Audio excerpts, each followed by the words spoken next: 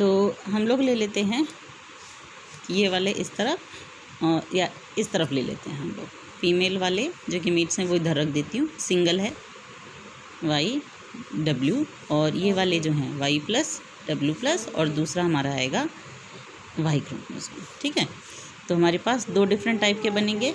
एक तो इसके साथ ये कॉम्बिनेशन से बनेगा वाई प्लस डब्ल्यू प्लस, और एक होगा वाई और एक होगा डब्ल्यू।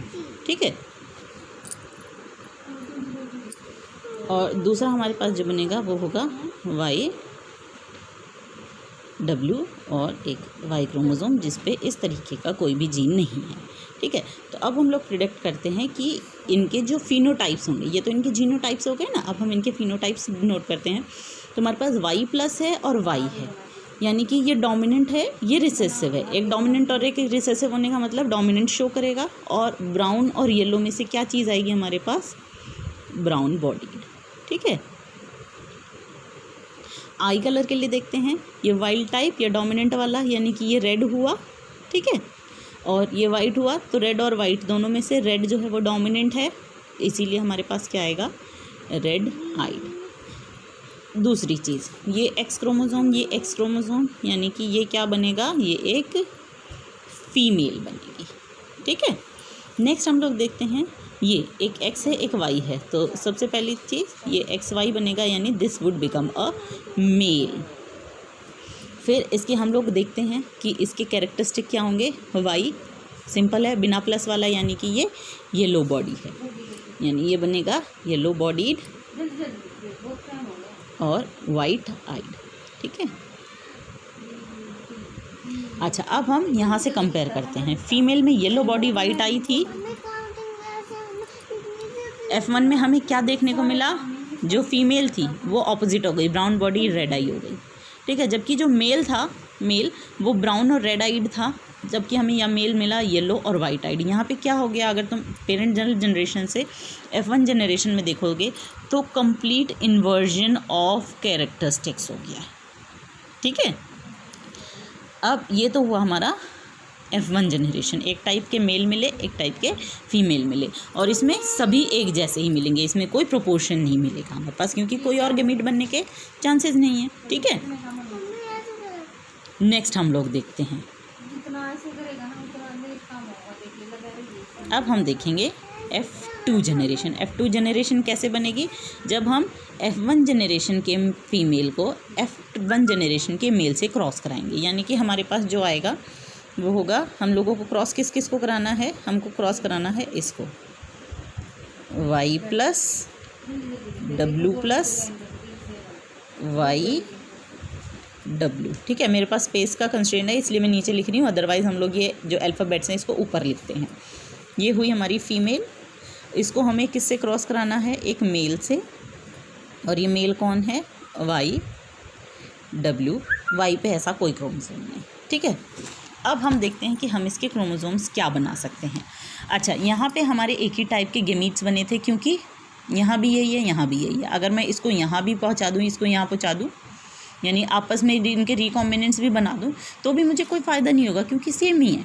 ठीक है, जबकि यहाँ देखो, अब अगर हम यहाँ इस केस में देखेंगे तो हमारे पास कितने टाइप के गेमीट्स बन सकते हैं जब मियोसिस होगा, क्योंकि ये फीमेल है ये मेल है, इनके गेमीट्स कैसे बनेंगे जब मियोसिस होगा। मियोसिस होने से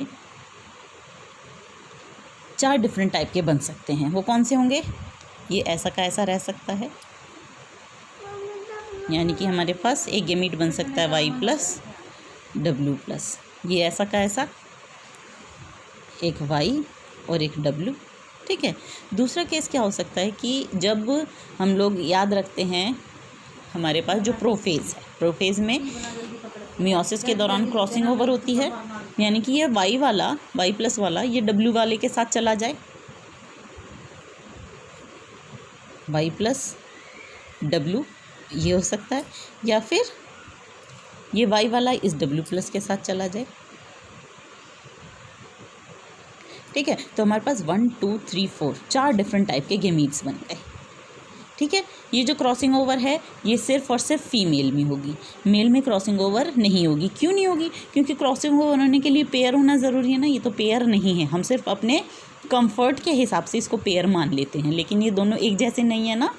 सिस्टर जो हमारे पास होमोलोगस क्रोमोसोम्स हैं, होमोलोगस क्रोमोसोम्स नहीं है, इसीलिए इनके बीच में क्रॉसिंग ओवर नहीं होती, ठीक है। मियोसिस होगा, बट मियोसिस से सिर्फ ये सेपरेट हो जाएंगे, यहाँ पे नो क्रॉसिंग ओवर। इसीलिए हमारे पास कितने टाइप के गेमीट्स बनेंगे? एक ये जिनके अंदर एक्स क्रोमोसोम चला जाएगा, दूसरा ये जिनके अंदर वाई क्रोमोसोम चला जाएगा। यानी कि हमारे पास जो दो गेमीट्स बनेंगे ये हम बोल रहे हैं ये है गेमीट्स, ठीक है। गेमीट बनेगा एक वाई एक डब्लू, और दूसरा बनेगा वाई क्रोमोसोम जिस पे वाई डब्लू वाला जीन नहीं है, क्योंकि वाई क्रोमोसोम के पास आई कलर और बॉडी कलर के लिए कोई जीन प्रेजेंट नहीं होता है। तो मैंने ये एक टेबल बना ली है जिसमें इस तरफ मैं सारे फीमेल वाले गेमीट दिखाने वाली हूँ और इस तरफ सारे मैं मेल वाले गेमीट दिखाने वाली हूँ, ठीक है। चलो, ये 4 तरीके के गेमीट्स हमने पीछे बना के देखे थे। अगर किसी को कन्फ्यूजन है तो मैं एक बार क्लियर कर देती हूँ कि किस तरीके से हमारे जो फीमेल थी, ये मान लो 2 क्रोमोसोम्स हैं, ठीक है।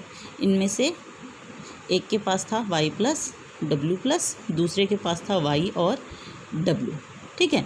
जब मियोसिस होगा, मियोसिस में अगर तुम्हें याद हो, मियोसिस जैसे ही स्टार्ट होता है हमारे पास G1 phase, S phase, S2, G2 phase और फिर M फेज़ आता है।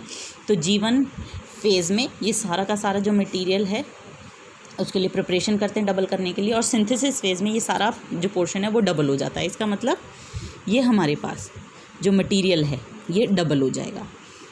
अगर एक सिंगल अगर एक ऐसा था, ऐसा यहाँ W प्लस था और यहाँ वाई प्लस और डब्ल्यू प्लस था, तो अब ये हो जाएगा कुछ इस तरीके का, ऐसा इसकी दूसरी आर्म बन जाएगी, और उसी तरीके से ये एक क्रोमोसोम होगा और इसकी भी ये आर्म बन जाएगी, ठीक है। यहाँ पे होगा Y plus W plus, similarly यहाँ पे होगा वाई प्लस और ये डब्ल्यू प्लस, ठीक है। यहाँ पे वाई, इसकी डबलिंग वाई, और यहाँ डब्ल्यू और यहाँ पे डब्ल्यू, ठीक है। जब इनको मियोसिस करके सेपरेट करेंगे, सेपरेट होने से पहले क्या होगा, इनके बीच में क्रॉसिंग ओवर होगी, ठीक है। अभी मैंने दिखा दिया है कि ये ऊपर वाली आर्म पे, ये नीचे वाली आर्म पे है, ठीक है। इनमें क्रॉसिंग ओवर करके समझ लो किसी तरीके से, या फिर मैं ये मान सकती थी कि यहाँ वाई प्लस और यहाँ वाई प्लस है, इनके बीच में ऐसे क्रॉसिंग ओवर करा देती, ठीक है। तो क्रॉसिंग ओवर जब इनके बीच में हुई, सिस्टर क्रोमैटिड्स के बीच में होती है ना, इनके बीच में नहीं होगी, सॉरी, जो ये नॉन सिस्टर क्रोमैटिड्स हैं होमोलोगस की, इनके बीच में होती है, ठीक है। तो ये सेपरेट होते हैं कुछ इस तरीके से, यहाँ से बीच में सेपरेट होते हैं, और जब मियोसिस करके फाइनल 4 गेमीट बनते हैं, वाई प्लस डब्ल्यू प्लस, इस वाली आर्म और इस वाली आर्म के बीच में क्रॉसिंग ओवर हुई, ये आपस में इन्होंने अपने इंटरचेंज कर लिए। तो ऊपर हमारे पास वाई प्लस था, नीचे इधर वाली आर्म चली गई और ये डब्ल्यू आ गया, और इधर वाले पे वाई, इस वाली आर्म के साथ ये नीचे वाली आ गई, तो यहाँ हो गया डब्ल्यू प्लस, ठीक है। और लास्ट वाला जो था वो हमारे पास वाई और डब्ल्यू रह गए, ठीक है। यही वो 4 गेमीट्स हैं जो मैंने तुम्हें यहाँ शो किए हैं। ये देखो, Y plus W plus, Y plus W plus, ये वाई डब्ल्यू, वो वाई डब्ल्यू, ये Y plus W, this one Y plus W, फिर ये वाई डब्ल्यू प्लस और ये वाई डब्ल्यू प्लस, ठीक है। और जो मेल वाला होगा, मेल वाले में क्या है, मेल वाले में था वाई डब्ल्यू और दूसरा एक क्रोमोसोम था जिसे मैं ऐसे शो कर देती हूँ, ठीक है। इनकी डबलिंग होगी, इसकी भी डबलिंग हो जाएगी, मैं ऐसे ही दिखा देती हूँ इसको, ये हुक वाला, ठीक है। लेकिन क्योंकि ये दोनों सिस्टर क्रोमैटिड्स नहीं है, होमोलोगस क्रोमोसोम नहीं है, इनके बीच में कोई क्रॉसिंग ओवर नहीं होगी, तो ये सिंपली ऐसे ही अलग हो जाएंगे। तो इसीलिए हमारे गेमीट क्या बनेंगे, वाई डब्ल्यू, ये वाई ये डब्ल्यू, और इस पर ऐसा कोई जीन नहीं होगा। तो ये दोनों एक जैसे हैं तो कोई फ़र्क नहीं पड़ रहा, मैं इनको एक ही बार लिख सकती हूँ। सिमिलरली ये दोनों एक जैसे हैं, कोई क्रॉसिंग ओवर नहीं, इसको एक जैसे लिख सकते हैं। तो मैंने यही चीज़ यहाँ की है, ठीक है। ये मेल के गेमीट्स हैं दोनों, और ये फीमेल के 4 टाइप के गेमीट्स हैं। अब इनको हम कंबाइन करते हैं तो हमारे पास क्या क्या चीज़ें आएंगी, we will get Y plus W plus. अच्छा, एक और चीज़ ध्यान रखना, जब कॉम्बिनेशंस हम लोग बनाते हैं तो उसमें डोमिनेंट वाले को ऊपर रखते हैं हमेशा, चाहे वो इधर से आ रहा है या इधर से आ रहा है। ठीक है, 2 लाइनें बनाई, यहाँ कोई डोमिनेंट नहीं है, दोनों हैं, तो दोनों में से कोई सा भी किधर भी लिख लो। यहाँ पे बनाओ 2। अच्छा, ध्यान रखना ये सारे इधर से x और इधर से भी x आ रहा है, तो ये सारी जो बनेंगी वो सब ये सब फीमेल्स बनेंगी। ठीक है, जबकि जहाँ वाई क्रोमोसोम आएगा इधर, ये सारे मेल बनेंगे। ठीक है, चलो इसको बनाते हैं। ये होगा वाई प्लस डब्ल्यू और ये होगा वाई डब्ल्यू। ठीक है, इधर वाला जो आएगा ये हमारा होगा वाई डब्ल्यू प्लस और वाई डब्ल्यू। ठीक है, यहाँ पे हम करते हैं अपने वाई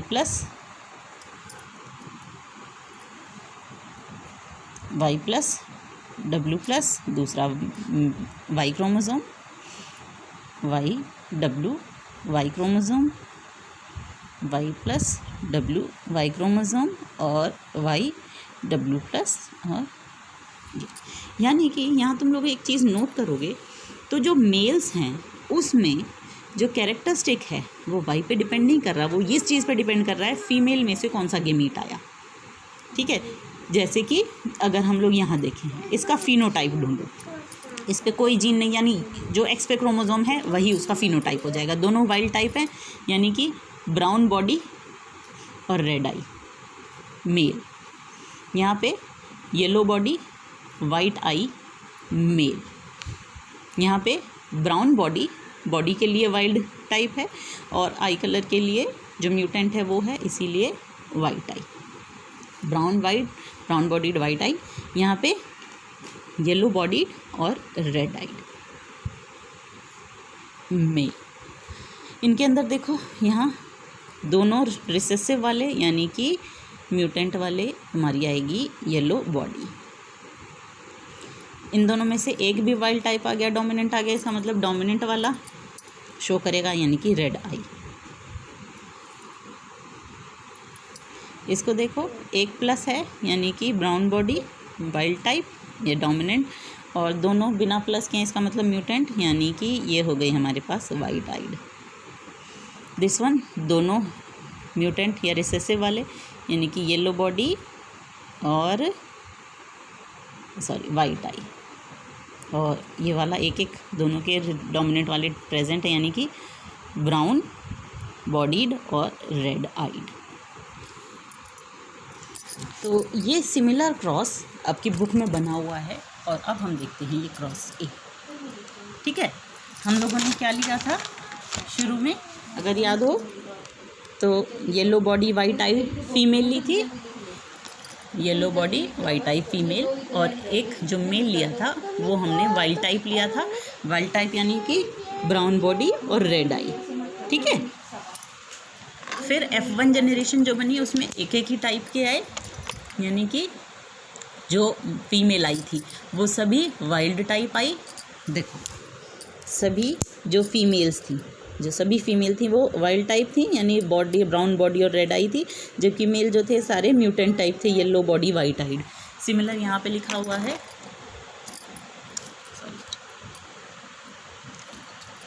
तो वाइल्ड टाइप, और फिर इनको F1 जनरेशन को क्रॉसिंग कराई, हमारे पास ये 4 टाइप के आ गए। ठीक है, 4 टाइप के जो हम लोगों ने 8 बनाए हैं वो 8 वाले ये आ गए, 1 2 3 4, 1 2 3 4। ठीक है, जो फीमेल्स हैं हम लोगों ने इस टेबल में लेफ्ट हैंड साइड बनाई थी, ये वाली जो ये सारी फीमेल बनाई हुई थी हम लोगों ने, ये सारी यहाँ नीचे वाले में शो की हुई है, जबकि जो मेल बनाए हुए थे वो यहाँ शो किए हुए हैं। ठीक है, अब इसमें से हम क्या करते हैं, हम देखते हैं पेरेंटल टाइप कौन से थे।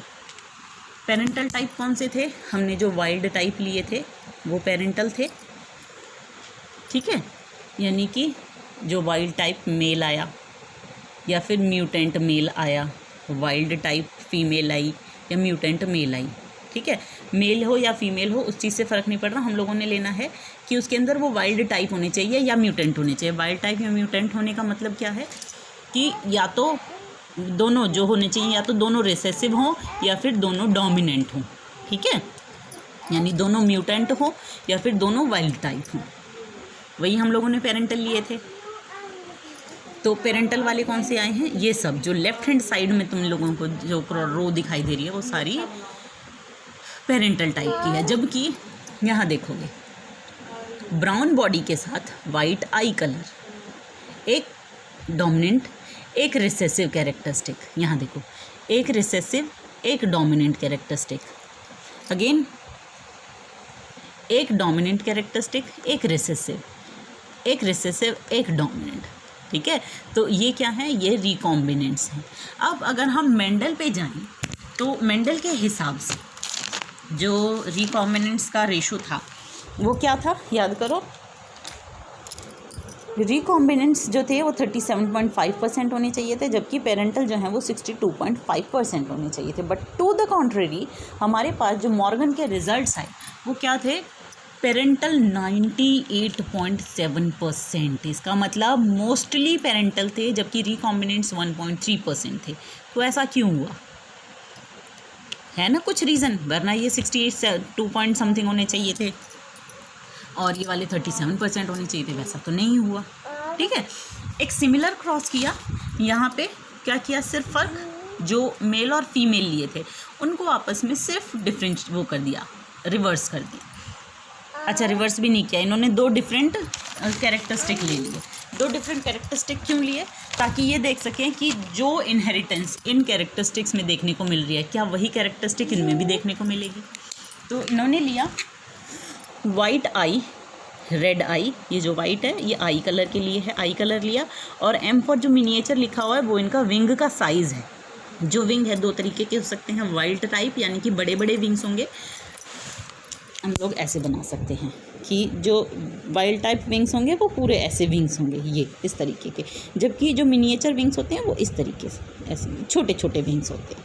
ठीक है, तो दोनों में अच्छा खासा नोटेबल फ़र्क है कि अगर हम फिनोटाइप वैसे भी देखेंगे किसी ड्रोसोफिला को आसानी से पहचान सकते हैं किसके वाइल्ड टाइप के विंग्स हैं और किसके मिनिएचर विंग्स हैं।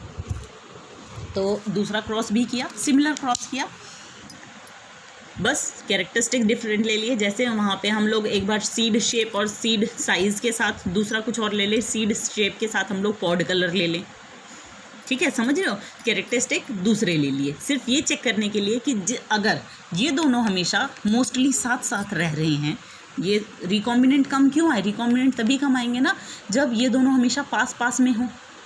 पास पास में रहेंगे तो जहाँ भी जाएंगे ये इकट्ठे जाएंगे। ठीक है, तो यही देखने के लिए दूसरे कैरेक्टरिस्टिक को लिया। दूसरे कैरेक्टरिस्टिक जो लिए वो थे, एक आई कलर ले लिया और दूसरा विंग्स का साइज़ ले लिया, मिनिएचर है या लार्ज है।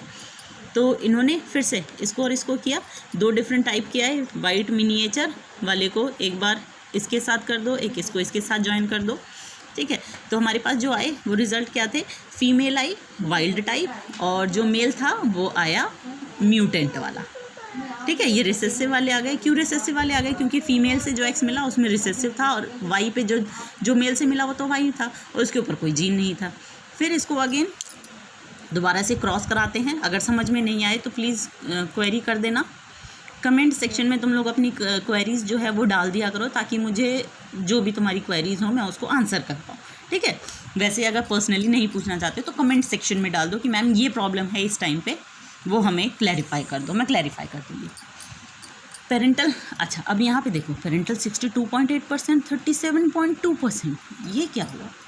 62.8 जो है वो नियर बाय 62.5% के, 37.2 37.5 नियर बाय है। यहाँ तो हमें इतने ज़्यादा पेरेंटल टाइप मिल रहे थे, यहाँ पे हमें वो रेशो मिल गया जो मेंडल को मिला था। ऐसा क्यों हुआ, तो यहाँ से एक नया कॉन्सेप्ट आया जो कि था लिंकेज। अब लिंकेज समझने के लिए हम लोगों को क्या करना है, we have to draw a chromosome. ठीक है, ये हमारे पास एक क्रोमोसोम है, सपोज करो ये है, ये है ए, सपोज करो मैं ए मान लेती हूँ, दिस इज ए। इसका दूसरा होमोलोगस जिस पे ए प्लस, सॉरी यहाँ पे हमें बी लिखना है क्योंकि दूसरा कोई और कैरेक्टर के लिए जीन है ना, यहाँ है बी प्लस। ठीक है, सबसे पहले ये होंगे एक पेरेंट के अंदर, जब मियोसिस होने वाला होगा ये डबल होंगे,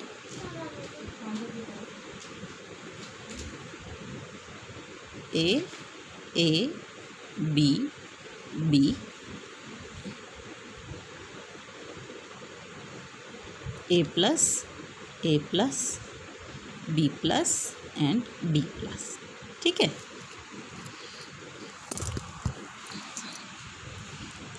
फिर इनके बीच में ये हो जाएगा अलग। इनसे क्या क्या बनेंगे, इनके बीच में क्रॉसिंग ओवर होगी, ये वाली साइड वाली अलग रह जाएंगी, इनके बीच में क्रॉसिंग ओवर होगी। क्रॉसिंग ओवर यहाँ हो सकती है, यहाँ हो सकती है, कहीं भी हो सकती है। ठीक है, तो हम लोग मान के चलते हैं पूरी क्रॉसिंग ओवर होगी और ये आपस में अपने एक्सचेंज कर लेंगे। ये ए, ये बी,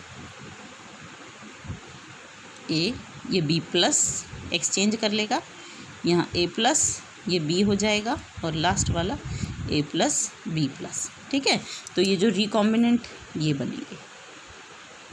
ठीक है, अगर ये जितना ज़्यादा दूर होंगे वो उतना ही एक दूसरे से इंडिपेंडेंटली बनेंगे। ठीक है, समझ में आया। अब सपोज करो मैं एक और केस बना देती हूँ जिसमें इनको मैं बहुत पास पास में लिखती हूँ। मेरे पास एक ये है, दूसरा क्रोमोसोम ये। ठीक है, और ये दोनों लोकेटेड हैं कुछ इस तरीके से। ठीक है, ये सी, ये डी लिखती हूँ, ये सी प्लस और ये डी प्लस। ठीक है, इनकी लोकेशन कुछ इस तरीके से, क्योंकि हम ये नहीं कह सकते ना कि दो जीन जो हैं वो हमेशा इतनी दूर दूर ही होंगे, ये पास में भी हो सकते हैं। तो अब क्या होगा, जब इनकी डबलिंग होगी, ये सी, ये डी, सिमिलरली ये सी डी, यहाँ पे एक और बनेगा C plus D plus, C plus D plus. ठीक है, जब ये अलग होंगे तो क्रॉसिंग ओवर क्या ज़रूरी है इन दोनों के बीच में ही हो। यहाँ अगर ये अलग अलग थे ऊपर और नीचे तो बहुत चांसेस थे कि कोई सा भी हिस्से में होता ये इसके साथ आपस में इंटरचेंज हो जाएंगे। लेकिन सपोज़ करो ये यहाँ से इंटरचेंज हो गया, ये ऐसे आपस में बदल गए, तो ये दोनों जीन तो हमेशा इकट्ठे ही रहे ना। ये कहीं से भी होता है, ये देखो ये कुछ इस तरीके से मैं बना देती हूँ, ये आपस में ऐसे इन्होंने क्रॉसिंग ओवर की। ठीक है, और ये इस पोर्शन में सी और डी थे, ये यहाँ ये जो ये पोर्शन क्रॉसिंग ओवर वाला हुआ इस रीजन में नहीं थे, दूर दूर यहाँ थे कहीं थे। ठीक है, तो क्या हुआ कि जब क्रॉसिंग ओवर हो भी जाएगी, ये वाला हिस्सा बेशक इसके साथ चला जाए, मैं इसको ऐसे डिफरेंट कर देती हूँ थोड़ा सा। ठीक है, क्रॉसिंग ओवर हुई,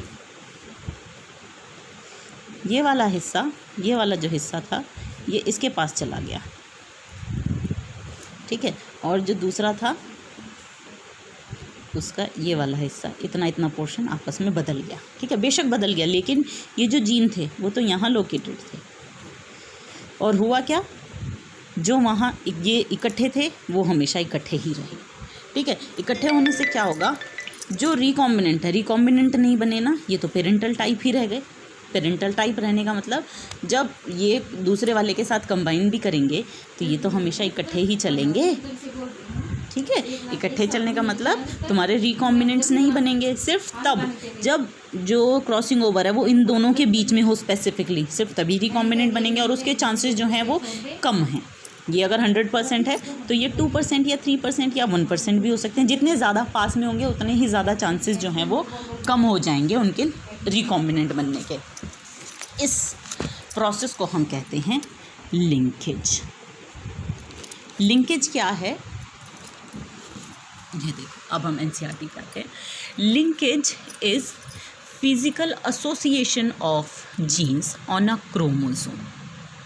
ठीक है, क्या है linkage, physical association of genes on a chromosome. ठीक है, इन अदर वर्ड्स हम कह सकते हैं tendency of two genes to remain together. ठीक है, दो जीन्स की आपस में साथ रहने की टेंडेंसी ड्यूरिंग गैमीट फॉर्मेशन। जब गैमीट फॉर्मेशन होती है, due to their close association या close placement on a chromosome. ठीक है, ये लिंकेज की डेफिनेशन है। क्या है? टेंडेंसी ऑफ टू जीन्स, दो जीन्स की वो टेंडेंसी जिसके थ्रू ये हमेशा साथ में रहते हैं गेमीट फॉर्मेशन के दौरान। और ये गेमीट फॉर्मेशन के दौरान साथ में क्यों रह रहे हैं? क्योंकि ये किसी क्रोमोसोम पर क्लोजली प्लेस्ड हैं, यानी एक क्रोमोसोम पे ये बहुत पास में लोकेटेड हैं। ठीक है, एसोसिएशन, प्लेसमेंट या लोकेशन भी लिख सकते हो। ठीक है, ये पास में है, इसीलिए ये हमेशा साथ में रहते हैं। इस चीज़ को हम लोग लिंकेज कहते हैं। अब कोई चीज़ जितनी पास में होगी उतना ही कम चांसेस होंगे कि ये दोनों अलग हों। अलग होने का मतलब, अगर अलग होंगे तो रिकॉम्बिनेंट बनेंगे, अलग नहीं होंगे तो रिकॉम्बिनेंट नहीं बनेंगे। इसका मतलब है linkage is inversely proportional to recombination. ठीक है, किसी चीज़ में जितनी ज़्यादा लिंकेज होगी, यानी कोई चीज़ जितना ज़्यादा पास में है, उसमें रिकॉम्बिनेशन जो है वो उतना ही कम होगा। रिकॉम्बिनेशन क्या है? रिकॉम्बिनेशन है generation of non parental gene combination. जो पेरेंट्स थे उनके अंदर जो कॉम्बिनेशन थे उसके अलावा जो कॉम्बिनेशंस बनते हैं उसको हम कहते हैं रिकॉम्बिनेशन। ठीक है, तो अब यहाँ से ये चीज़ें हमने पढ़ ली, इससे हम लोग क्या पता लगा सकते हैं?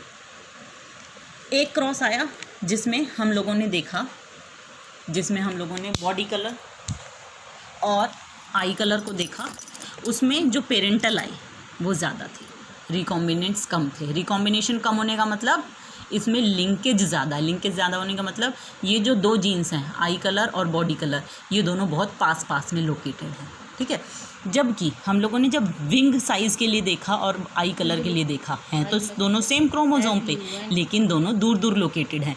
इसीलिए तुम लोग इसमें और इसमें डिफरेंस देखो, इनको पास में शो किया हुआ है और इनको थोड़ा दूर शो किया हुआ है। ठीक है, क्योंकि ये लगभग इसमें रिकॉम्बिनेंट ज़्यादा बनते हैं ना, इसीलिए हम कह सकते हैं कि ये दोनों दूर लोकेटेड हैं, इसीलिए इसमें रिकॉम्बिनेशन जो है वो ज़्यादा हुआ। ज़्यादा जितने भी क्रॉसिंग ओवर होती है हर बार ये जो है वो अलग हो जाते हैं और इसीलिए हर बार रिकॉम्बिनेंट्स हमें देखने को मिलते हैं।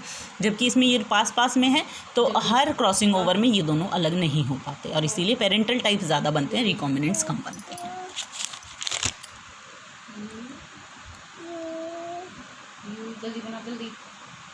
इसी के साथ हमारा लिंकेज और रिकॉम्बिनेशन जो है ये बहुत छोटा सा टॉपिक है, बट इसको समझने के लिए तुम लोगों को बहुत दिमाग लगाना पड़ेगा और इसीलिए मैंने अच्छी खासी 1 घंटे की वीडियो इसमें दी है। कोई भी प्रॉब्लम हो, इश्यूज़ हो, कमेंट सेक्शन में क्वेश्चंस पूछ सकते हो। बाकी थोड़ा सा मैं इसको फटाफट से पढ़ देती हूँ। मॉर्गन ने बहुत सारे डायहाइब्रिड क्रॉसेस की ड्रोसोफिला में जीन्स को पढ़ने के लिए, और ये जो जीन्स थे वो सेक्स लिंक्ड थे। सेक्स लिंक्ड होने का मतलब those were located on X chromosome और वाई क्रोमोसोम। ये क्रॉसेस सिमिलर थे डायहाइब्रिड क्रॉसेस जैसे कि मेंडल ने किए थे। मॉर्गन ने yellow body white eyed female को brown body red eyed male से क्रॉस किया, वही क्रॉसेस जो हम लोगों ने अभी पढ़ लिए हैं, और इनके F1 प्रोजेनीज को इंटरक्रॉस किया। उसने देखा दो जीन्स थे वो इंडिपेंडेंटली सेग्रीगेट नहीं हो रहे थे, यानी कि तुम्हारा जो रेशो था 9331 का वो नहीं आ रहा था। तो मॉर्गन और उसके ग्रुप को ये पता था कि ये जो जीन्स हैं, जो भी, चाहे वो आई कलर को पढ़ रहे हैं, विंग साइज़ को पढ़ रहे हैं या बॉडी कलर को पढ़ रहे हैं, ये सभी एक्स क्रोमोसोम पे लोकेटेड हैं। तो उन्होंने देखा कि एंड सॉ क्विकली कि ये दोनों जीन्स जो हैं वो सेम क्रोमोसोम पे थे, तो इनके अंदर जो पेरेंटल का था वो कॉम्बिनेशन कहीं ज़्यादा था नॉन पेरेंटल टाइप से। और मॉर्गन ने कहा कि ऐसा क्यों है? ऐसा इसीलिए है क्योंकि ये आपस में लिंक्ड हैं। लिंक्ड यानी कि फिजिकली ये एसोसिएटेड हैं, आपस में क्रोमोसोम पे बहुत पास में लोकेटेड हैं। और रिकॉम्बिनेशन टर्म बनाई कि जो भी नॉन पेरेंटल टाइप बनते हैं उसको हम रिकॉम्बिनेशन कहते हैं। मॉर्गन ने ये भी फाउंड आउट किया कि कुछ जीन्स जो थे वो ज़्यादा लिंक थे। ज़्यादा लिंक होने का मतलब उनमें रिकॉम्बिनेशन टाइप जो है रिकॉम्बिनेंट्स कम मिलते हैं, जिसमें कि क्रॉस ए वाला शो करता 98% पेरेंटल और सिर्फ 1.3% रिकॉम्बिनेशन। जबकि दूसरे जो थे वो लूजली लिंक्ड थे। लूजली लिंक्ड होने का मतलब जिसमें रिकॉम्बिनेशन ज़्यादा दिखेगा, लिंकेज कम है, जो कि क्रॉस बी है, उसमें 9:3 रेशो वाला जो है वो लगभग आ जाता है।